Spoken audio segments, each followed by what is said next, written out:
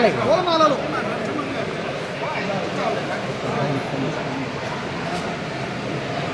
పూలమాలి అనక పూలమాలి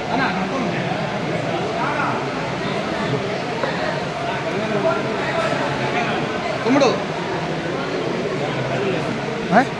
ఉన్నా చాలుగానే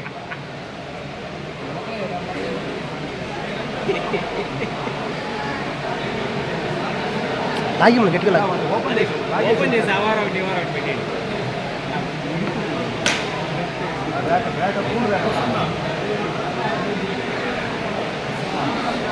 తమ్ముడు ఇవన్నీ మూడో తెచ్చిందా? మూడే 5 కదా? ఇది 5 తెచ్చి పక్కన పెట్టే పెట్టే తీసుకో.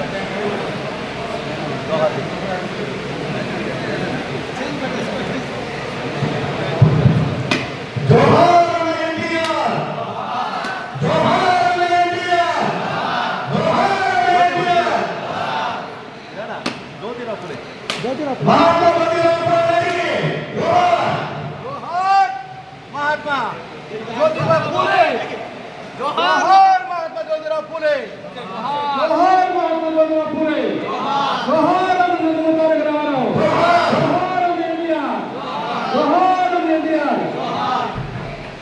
అందరికీ ఆయన 2 మార్లు చేశారు. ప్రతి ఒక్క ఓటరు వాళ్ళ ఓటు ఉందా లేదా పరిశీలించుకొని లేకపోతే మళ్ళీ ఎత్తుకోవడం చాలా ముఖ్యమైన విషయం. అందరూ తెలుసుకున్నాను. నమస్కారం.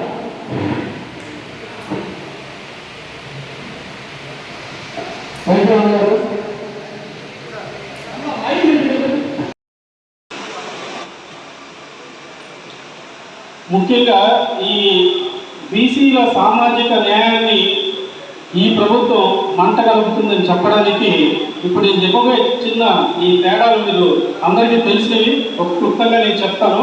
ఒకసారి చూడండి. మనకు ఇప్పుడున్న స్థానిక సంస్థల్లో రిజర్వేషన్లు 34% ఉంటే దాన్ని 10% తగ్గించి 24% తెచ్చారు. అసలు బీసీలకు 34% కల్పించింది మన టీడీపీ ప్రభుత్వం. కానీ ఇక్కడ మాత్రం దాన్ని కుదించారు. ఇది ఓ రకంగా మనం అందరం ఎంత నష్టపోయామో ఇది చూస్తే అర్థమవుతుంది. అలాగే బీసీ సబ్ ప్లాన్ నిధులు 7,200 కోట్లు దారి మళ్ళించారు. ఆ సబ్ ప్లాన్ బీసీల కోసం, బీసీల అభ్యుదయాల కోసం ప్రవేశపెట్టింది మన తెలుగుదేశం పార్టీ. అలాగే ఈ ప్రభుత్వం మన బీసీలకు ఆదరణ పథకం రద్దు చేసింది. ఈ ఆదరణ పథకం కింద బీసీలకు పారిశ్రామిక విధానం రద్దు చేశారు. అలాగే పెళ్లి కానుక రద్దు చేశారు. అలాగే విదేశీ విద్య రద్దు చేశారు. బీసీ భవనాలు రద్దు చేశారు. ఇవన్నీ కూడా ఆదరణ పథకం కింద మన తెలుగుదేశం ప్రభుత్వం ఆ రోజుల్లో ప్రవేశపెట్టి బీసీలను ఆదుకున్నది. మొన్న ఇటీవలే ముఖ్యమంత్రి జగన్మోహన్ రెడ్డి కూడా వచ్చి ఇక్కడ బీసీ భవన్ అన్నారు. కానీ ఆ బీసీ భవన్ ఎక్కడో నాకైతే కనిపించట్లేదు. సో ఇలాగే మనం కార్పొరేషన్లు చూసుకుంటే ఈరోజు కార్పొరేషన్లు ఈ ప్రభుత్వం ఈ జగన్ ప్రభుత్వంలో కార్పొరేషన్లు కుర్చీలు ఇచ్చారు కానీ దానికి కాసులు ఇవ్వలేదు. కుర్చీ అలంకారప్రాయంగా మారింది. అలాగే మనం టీడీపీ ప్రభుత్వం చూసుకుంటే ఈ కార్పొరేషన్ల వల్ల ఎన్నో సబ్సిడీ లోన్లు అందాయి. బీసీల ఆర్థిక వ్యవస్థ మెరుగుపడిందని చెప్పడంలో ఎటువంటి సందేహం లేదు. అలాగే వేరేసి వాళ్ళని పావులుగా ఉపయోగించుకొని బీసీల ఓట్లని ఒక్క ఛాన్స్తో ఉపయోగించుకొని అధికారంలోకి వచ్చి బీసీలను మోసం చేసిన ఈ ప్రభుత్వాన్ని ఈ అరాచక ప్రభుత్వాన్ని మనము వెంటనే పారదోలాల్సిన సమయం ఆసన్నమైంది. అది తొందరలోనే ఉందని ఈ సభాముఖంగా తెలియజేస్తా ఉన్నాను. ఎందుకంటే బీసీలు ఇంకా చూస్తే బీసీలు వెన్నుమెరుస్తుందా అని చెప్పడానికి ఈ పాంప్లెట్ ప్రతి ఒక్కరికి అందజేయమని ఇక్కడున్న పట్టణ అధ్యక్షుడు అలాగే రూరల్ అధ్యక్షుడు మన మండల అధ్యక్షుడు ఇద్దరిని కూడా నేను మీ అందరికి అందజేయమని కోరుతూ ఉన్నాను. ఇక్కడ బీసీలకి ఎన్నో రకాలుగా అన్యాయం జరుగుతూ ఉంది. ఓ రకంగా చెప్పాలంటే బీసీలు ఎక్కువగా ఆధారపడుతున్న పరిశ్రమ కానీ మన వెంకటగిరి నియోజకవర్గం చూసుకుంటే ఎక్కువ శాతం రైతులు కూడా ఉంటారు. ఎందుకంటే ఆర్థికంగా మధ్యతరగతి కాస్త బలహీనంగా ఉన్న తరగతులు ఎవరైనా ఉన్నాము అంటే అది బీసీలమే. వీళ్ళు మనం అగ్రికల్చర్ మీద ఎక్కువ ఆధారపడే పరిస్థితి వెంకటగిరి నియోజకవర్గంలో. ఇలాంటి పరిస్థితుల్లో కూడా ఎలా ఉందంటే వరి వేస్తే ఆ వరి వెన్నుపోవడం అనేది 1 monthలోనే జరుగుతుంది. 2 నెలల్లో జరగాల్సిన వెన్నుపోవడం 1 month జరుగుతుంది. అంటే మనం వరి అగ్రికల్చర్ రైట్స్ కూడా అగ్రికల్చర్లో పండించడం కూడా నష్టపోతున్నాం. ఆదాయం ఆల్మోస్ట్ మనకు 60 నుంచి 70% తగ్గిపోతా ఉంది. ఈ విధంగా రైతులు ఈ ఆర్థికంగా ఆదాయం తగ్గిపోయి బలహీనులైతే మనమంతా బలహీనులై మనం పేదవాళ్ళమైతే మనం ఈయన ఇచ్చే తాయిలాలు ఈయన ఇచ్చే పథకాల మీద మనం బతకమని ఇండైరెక్ట్గా మనకు ఈ ప్రభుత్వం సూచిస్తుందంటే ఎంత దారుణమో మీరు ఆలోచించాలి.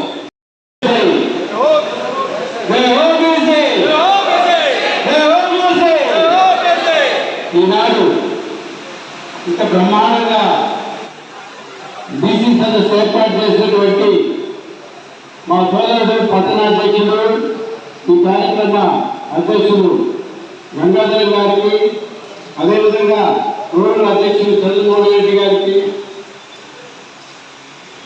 మాజీ శాసనసభ్యులు మిత్రుడు కురుగొండ రామకృష్ణ గారికి, సోదరుడు మస్తాన్ యాదవ్ గారికి, అదేవిధంగా మాతోటి బీసీ జిల్లా అధ్యక్షుడు సదాశివుడు గారికి, మా వంశాలు గారికి, సోదరులందరికీ, అదేవిధంగా ఇక్కడ ఆశీర్వైనటువంటి బీసీ సోదరులకి, సోదరు మనందరికీ, బీసీ సోదరి మనందరికీ, అదేవిధంగా మా మిత్రపక్షం జనసేన నాయకులకి, కార్యకర్తలందరికీ పేరు పేరున నా ధన్యవాదాలు.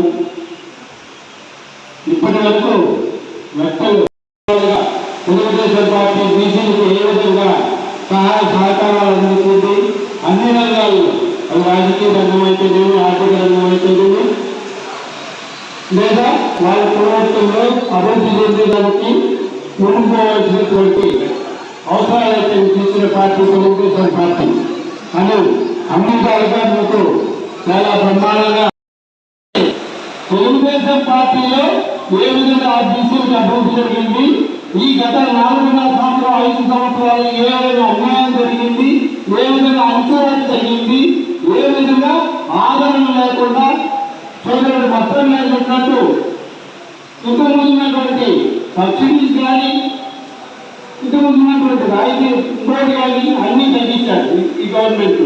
ఆ విధంగా బీసీని అన్యాయం చేస్తున్న ప్రభుత్వం ఇప్పుడు ప్రభుత్వం.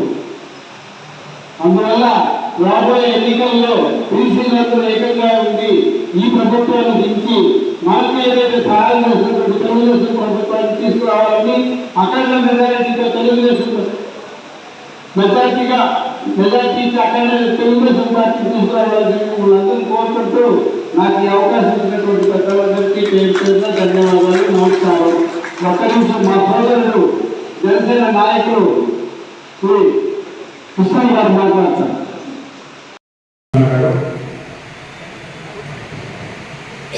తెలుగుదేశం పార్టీ వెనుకబడిన వర్గాల కోసం ఈరోజు వహిస్తుంటూ ఈరోజు వెంకటగిరిలో ఈ యొక్క కార్యక్రమానికి హాజరైన ప్రతి ఒక్క బీసీ నాయకులకు, అదేవిధంగా తెలుగుదేశం పార్టీ వెనుకబడిన వర్గాలకు సంబంధించిన వివిధ పదవుల్లో ఉన్న నాయకులందరూ కూడా పేరు పేరున స్వాగతం చెప్తూ ఈరోజు రాష్ట్రంలో నెలకొన్న పరిస్థితులను ఒకసారి చూస్తే మీ అందరికీ తెలుసు. గతంలో ఎన్టీ రామారావు ముఖ్యమంత్రిగా ఉంది తెలుగుదేశం పార్టీ ఉమ్మడి రాష్ట్రంలో బీసీల ప్రతినిధి ప్రాధాన్యత. అలాగే తిరుపతి అధ్యక్షుల వారికి మన బీసీ సోదరులు రాజా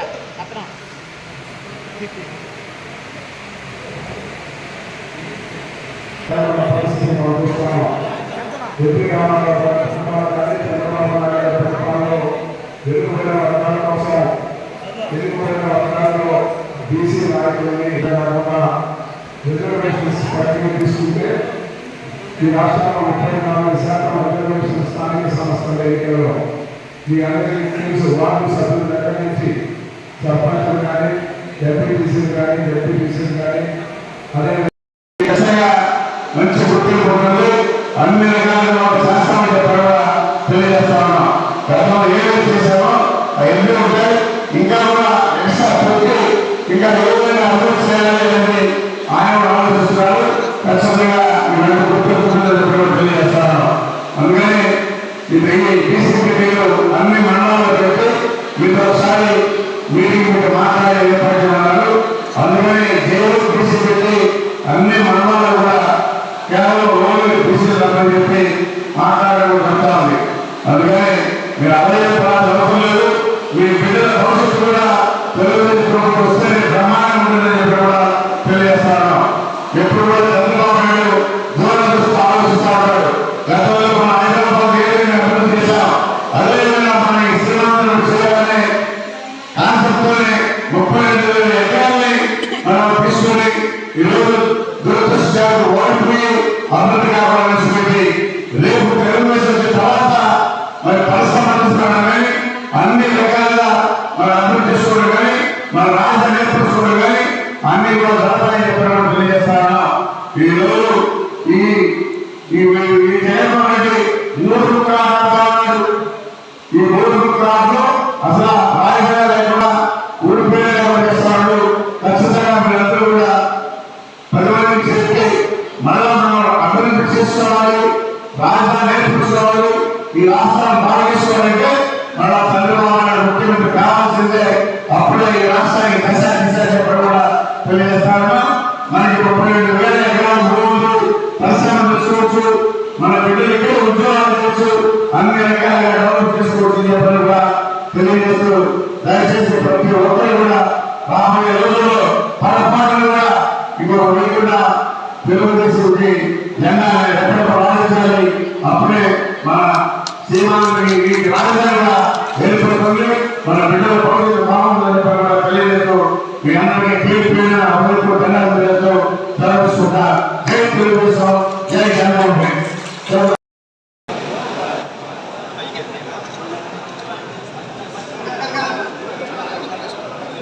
సత్యవన్న